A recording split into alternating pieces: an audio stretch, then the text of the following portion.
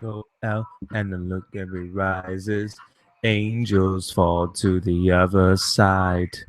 Fear meets lust, so try to lighten. I don't know the lyrics to this song. Hello, guys. Welcome to another video. And today we're going to be talking about Fastlane. Now, sorry about that. Something like a little song, like an intro to this video. By the way, this is not a talk, like a talk on Sunday morning. It is very early stages of Sunday morning. And before I head on to Fastlane, I want to say thank you ever so much for again for 613 subscribers now, and thank you for viewing on my mates play videos. I've done 3 so far, and next time we'll see them, guys. We're going to be doing a series. So basically, it's a mates play series on my channel. So I'll be really looking forward to that. That'll be very cool. And I know there's a very awful spot just been underneath my nose. Very well. um, Fast lane. Okay. Actually, sorry. Before I get onto that, I've got speaking of my 2 friends from Mates Play. Sean does wrestling training, and with another friend George that we mentioned in our Mates Play. Um, they do wrestling training, and basically, I'm gonna start training. I'm not gonna do wrestling training, but I'm only going there just to generally train. There's like rope swinging like that. There's tire flipping. There's medicine ball, stuff like that, and I'm really looking forward to it because I mean, like I work out. No, I work out all the time. I mean, I've been training twice today. And it's actually really cool for me. I did military lifts at first, very intense, and then earlier I did chest, like very intense chest workout, very intense to me, and it was very cool. It was a very cool workout today, 2 workouts, and then tomorrow on Sunday, on at 3:30 to 7:30, it's gonna be my first ever training session and 4 hours training. So I gotta do that every. I'm doing that every Sunday now. It's gonna be a fucking pain. It's gonna be fucking awesome. I'm fucking looking forward to it. I actually really am really excited to try it. And then I may take a few bumps in the ring, possibly. Apparently, might be doing a few bumps. But anyway, let's get on to this video. I'm getting quite off topic now, but I just wanted to say that. But anyway, Fast Lane. The build of Fast Lane has not. It's been okay so far. I mean, they do have another 2 weeks. They have another 2 weeks for this build, and hopefully the build will get better. Obviously, the main focus is on Roman Reigns and Daniel Bryan. So that'd be very cool. Triple H has made a challenge to Sting for Fastlane, but that's not going to happen because we all want it at WrestleMania, and it's definitely going to happen at WrestleMania. So we don't really know when Sting will appear or when Triple H will actually, come face to face again with Sting. But it'll be a very cool build up. I can see it being better than Daniel Bryan and Triple H's feud back in 2013, also the very beginning of 2014 for that WrestleMania 30 match. I can also see Bray Wyatt doing an awesome He's been doing fucking awesome messaging promos now. The only problem with this is that the fact that he doesn't have the Wyatt family together anymore. Like, if the Wyatt family was still together, they would have been way more way more dominating. If I'm like, they would be dominating so much more if they were still with Bray Wyatt. Because let's face it, they're going nowhere now.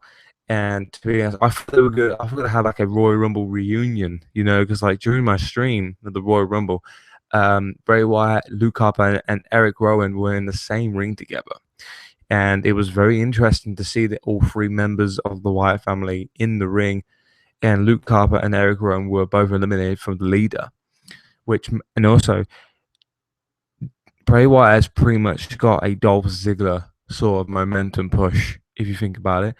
Dolph Ziggler was the sole survivor at Survivor Series. He won the Intercontinental Championship. He was going on a humongous roll, and then he gets downhill again. Because that's what Dolph Ziggler's about, unfortunately. Because WWE like to fuck him up. Anyway, let's continue. Bray Wyatt is on a humongous roll. I told you I made a video a couple weeks before the Rumble saying that Bray Wyatt would make an impact in the Rumble, and obviously that didn't get a lot of attention because I had a feeling that Bray Wyatt would make an impact, so I made a video about it, but no one really was interested. So I was like, okay, fair enough. They have their own opinions and they probably don't give a shit. But he's been on a roll lately. He has not lost one match. He hasn't lost one match. Like in a singles competitive matchup, he's not lost one ever since Roy, ever since TLC. He hasn't lost a match since TLC. So he's going in strong at WrestleMania against Undertaker. Clearly, because in one of his recent promos, he mentioned fear. I think it said fear, like they used. Like hang on, fear like they used to fear. If that makes sense. I can't remember what it was, but it's something to do with fear. So it has something to do with Undertaker, which clearly looks like it is from Taker. But I could be wrong. We could be wrong. You never know. Fuck it, it might be Sting. No, I'm kidding. No, it's highly possible. It's going to be there's a high possibility it's going to be the Undertaker, and I would love to see Undertaker versus Bray Wyatt. And to be honest, this would be the perfect ending for his career. I'm not just saying it just generally because of Brock Lesnar's massive win at WrestleMania last year against the Undertaker, but it also creates a big in ring and out of the ring personal thing for Wyatt because it makes him look better. It doesn't matter if he wins or loses. To me, John Cena should have lost the match last year at WrestleMania, definitely. But sometimes everything happens for a reason, doesn't it? So if you think about it, guys, Bray Wyatt lost to WrestleMania last year. Yes, that's a good thing, right? First off, it Bray Wyatt won in the steel cage match at Extreme Rules the month after. So actually no. Well, the only downfall about that is that the fact that makes him even more weaker because Eric Rowan and Luke Harper needs help. Like Bray Wyatt need them to help him win that match. So with Taker involved, it's going to be even more harder for Bray Wyatt to beat him. Even though Brock Lesnar did beat him, it took him 3 or 5s. So it'll probably take him about 3 or 4 Sister Abigail's to beat Taker. So I don't know. I mean, will he kick out of a tombstone? If he can kick out of an attitude adjustment, probably he would kick out of a tombstone. You know, it seems very interesting going into Fastlane and going into WrestleMania with this amazing new look of Wyatt. I'm not saying it's not entirely new, but it's not the same as it was before. I mean, I wouldn't say he's better than ever because like I enjoyed very I mean I love his promos. I still do to this day. I love his promos. And his promos lately, oh my fucking god. They're even weirder than ever. And I really love the fact that Wyatt is on a massive roll and on a winning streak. He's on a winning streak and he's also making amazing promos, sending messages to this mysterious person, which is obviously the Undertaker. He's sending messages like the fear that people used to be afraid of you and stuff like that, and now you're not afraid because there's someone like me. He says, let me in," like that. You know what I mean? And this what makes Taker relevant again because it's making Wyatt look strong. It's making Taker look pretty good when he comes back. And the question is, how is this build up going to impact when it first collides? So when Taker first comes back, what's going to happen? We have no idea. Like, is Taker going to choke slam him or something? Is he going to attack him? Is Bray Wyatt going to attack the Undertaker? Will the Wyatt family be reunited because Eric Rowan and Luke Harper are doing nothing at the moment? Who knows, guys? Maybe the beat downs from Luke Harper and Eric Rowan like clashing is all just a part of the plan. like, because it's all part of the plan, you know, as Heath Ledger would say. I'm really big obsessed with Batman right now. But anyway, it'll be awesome if them two face each other. I did say this in my last talk on Tuesdays with Ross, part two, which was on that, and I did imagine them doing this is about no Spider Walk and the Dead Rising thing, if that makes sense. So like Undertaker Rising, you know what I mean. And then anyway, Roman Reigns versus Daniel Bryan. Roman Reigns versus Daniel Bryan. Obviously, that is the main match. Obviously, they're doing this match just to build a bit more charisma, a bit more momentum, and obviously change the haters' mind about Roman Reigns. So that's pretty much the only reason why I see it. Apparently, it has been confirmed by some bloke called Mets fans wrestling for wrestling, something like that. Mets fans for wrestling, I think it's like his name on Facebook. Apparently, he met with the creative team people or some shit like that, and he basically heard some stuff, and so this is the way it is, guys. It's Roman Reigns is going to beat Daniel Bryan, and then he'll beat Brock Lesnar for the WWE World Heavyweight Championship. And like I said, this guy's it's a huge big slap, bitch slap to Undertaker if he beats Roman. It really no, if Roman beats Lesnar, it really is. It really fucking is. And the only thing that's good about this Lesnar and Roman match is that the fact that you kind of don't really know who's going to win this one if you think about it really carefully. Like, first off, how many spears would it take Roman to beat Lesnar? How many attitude adjustments does it take to beat Lesnar? How many curb stops does it take to beat Brock Lesnar? Brock Lesnar is the beast incarnate for a reason, not just because he's just the size of him, the strength, etc. Is that the fact that he can take so much and still go.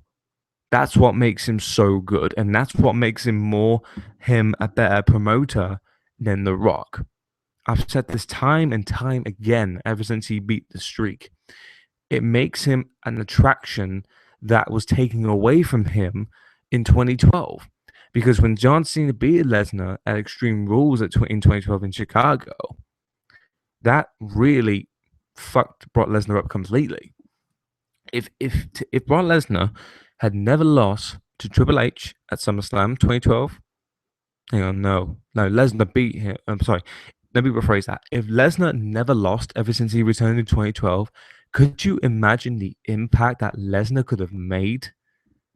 And like, and then the streak, and like everyone's in shock. It's all this crap. So, what does this really tell us about Lesnar and Roman Reigns? Reason why I say that it's going to be quite hard for me to predict this match, like I said, because of how many spears would it take for Roman Reigns to beat Lesnar, and what would it take for Roman Reigns to be beaten by Lesnar?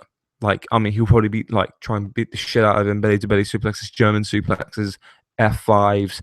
I mean, how many F5s would it take to beat Roman? We have no idea. What would the end be? I swear to fucking God, if he just hits him with one Superman punch and then just ends up with a spear, I'm fucking done. I'm literally well, I probably won't, but I'll be done with all this the creative team shit because Brock Lesnar, if you want to beat Brock Lesnar, beat him in good fashion. Like, don't have anyone involved. Only make it your victory, not anyone else's. Just your victory, Roman Reigns. I know it's not really Roman Reigns' fault for the creative team, etc. But it can be a massive piss take sometimes when these things happen. You know what I mean? And hang on. Oh, I got a message. Hello. What's this? Oh, hello. The emotional host. Sorry, man. Sorry, I didn't see a message. Can you subscribe to me, please? Uploaded there now. Sorry. Sorry, you didn't really say anything. Hang on. Let me just go on your channel and I'll subscribe to you. All right, man. There you go, man. All right, I subscribed to you, buddy. But anyway, back to the conversation here. With Roman Reigns beating Lesnar, I don't really know. Obviously, they're doing it because it's the new guy. It's going to be the big star of WWE, and I don't know. I mean, he's like, he's like the look of a movie star, the look of a freaking, Incredible Hulk or something, the build up big guys, Forbins were men big guys. You know what I mean? But to me, hopefully he'll probably become Vince's new ass kisser, as CM Punk would probably say. CM Punk, damn it, he's right. He's right about everything. Since 2011, he warned us, and we get this shit all the time. But anyway, I'm not going to talk about CM Punk. I'm not going to talk anymore about Roman Reigns or Daniel. Well, actually, I haven't talked about Daniel Bryan. It's mainly just been about Roman Reigns. Okay, I'm going to talk about Daniel Bryan now. Daniel Bryan, in the moment, he will be facing Dolph Ziggler, as we have been hearing rumors about. It's going to be a WrestleMania dream match, in my opinion. Dolph Ziggler versus Daniel Bryan. Holy shit, WrestleMania. I would love that. And if you don't agree, then watch their match, Bragging Rights 2010. That match was fucking awesome. That was a champion versus champion match. No titles were on the line. Daniel Bryan was the United States champion, and Dolph Ziggler was the Intercontinental champion. That match was probably that was match of the night. That was like a good 15 to 20 minute indie style wrestling match. Very fucking very fucking good, and very back and forth. It was brilliant. I loved the match from A to Z, as Hogan would say. Um, I'm really am looking forward to seeing Daniel Bryan in the future, because Daniel Bryan is one of them competitors. He's like Shawn Michaels. Um, Shawn Michaels was never a top guy, and he didn't win a lot of titles, but he still made amazing matches. That's what Daniel Bryan is all about.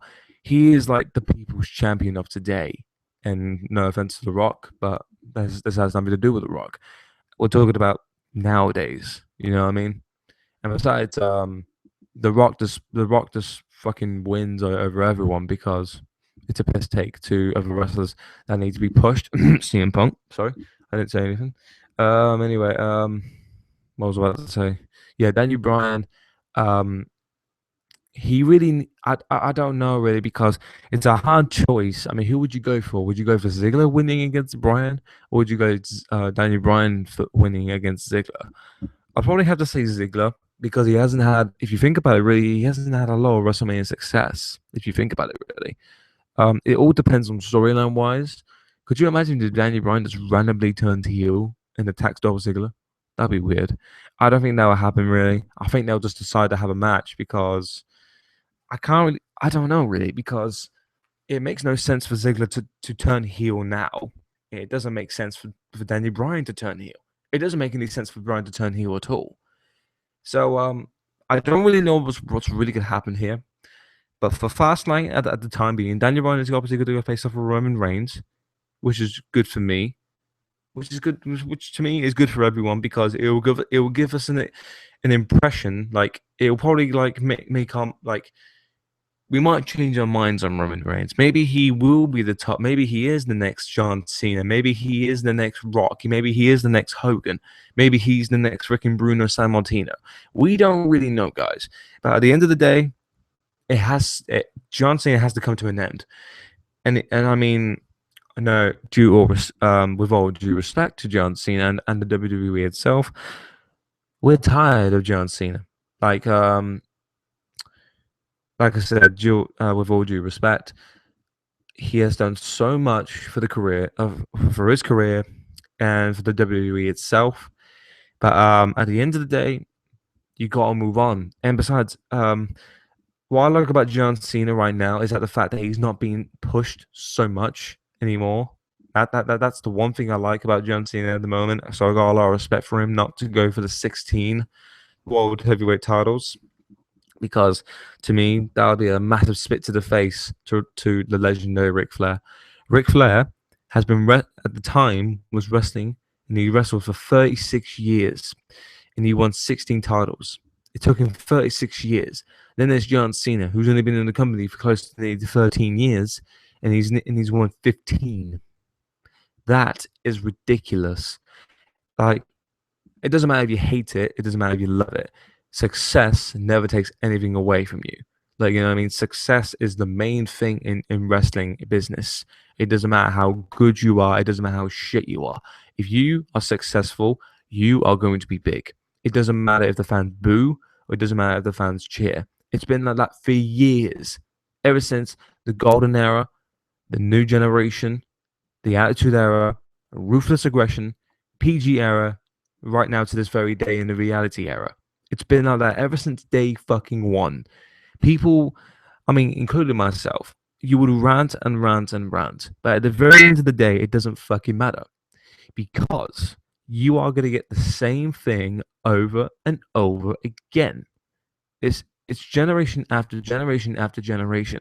It doesn't matter how many superstars come around and they just do this and that because it doesn't matter if you like it, it doesn't matter if you don't like it. At the end of the day, they're giving you as much content as they want, and sometimes they don't even give a shit what you want, and that is a fact. Vince McMahon has said that time and time again.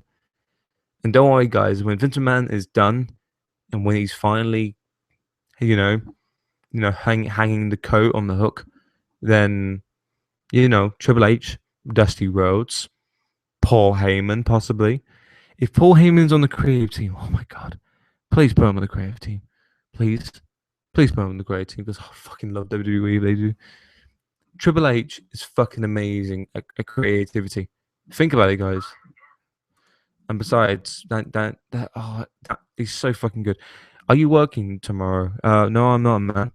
Like it, yeah, I like it. All right, cool, man. That is sheer cassette. Oh, hey, man, how you doing? How you doing? I haven't spoken to you in a long time. Were you at the Royal Rumble stream? I don't remember. Anyway, guys, who else to talk about? Oh yeah, John Cena. Speaking of John Cena, I've talked to this like a couple of times, with my previous videos. Yeah, there'll be Rusev versus John Cena. I'm actually quite looking forward to John Cena versus Rusev. Um, I mean, it's not as exciting as any other match on the card, but it will bring something out of Rusev. I hope so. Like I did say that I want the Fastlane match to end in a disqualification. So, and then probably Rusev attacks John Cena at the very end, making him look strong as a monster heel, like he has been. Like he hasn't been defeated yet. He hasn't been pinned. He hasn't been submitted. So that's cool. The only thing he has lost is a Battle Royal, the Royal Rumble, of course, and the Survivor Series elimination match with Team Authority and Team Cena, which was, oh Jesus, my head. Oh, it's very tight on the front. Anyway, there's not a lot of momentum build going on for any of both John Cena and Rusev. I think Rusev would lose the way I see it, unfortunately. As much as I hate to say that, but Rusev will probably lose. And then I have no idea. Then Rusev will probably want his revenge at WrestleMania, which is going to be a very stupid decision if they do that. Because what's the point of making that match if Cena's probably going to win twice in a row and bury freaking Rusev? So that probably will happen if of course that goes according to plan. You know what I mean? But I mean, unfortunately, these things happen. So yeah, Royal Rumble. Can you do Raw? No, I will not do Raw because first off, I hate the Raw adverts because it's like every fucking 5 fucking minutes and it pisses me off. It's a waste of time. Raw is shite. And let's face it, guys. The only thing that's good about fucking Raw is the main event and like the main segments with Triple H, Sting, Daniel Bryan, Roman Reigns, all the top guy shit. The bottom shit is just crap, so there's no point watching it.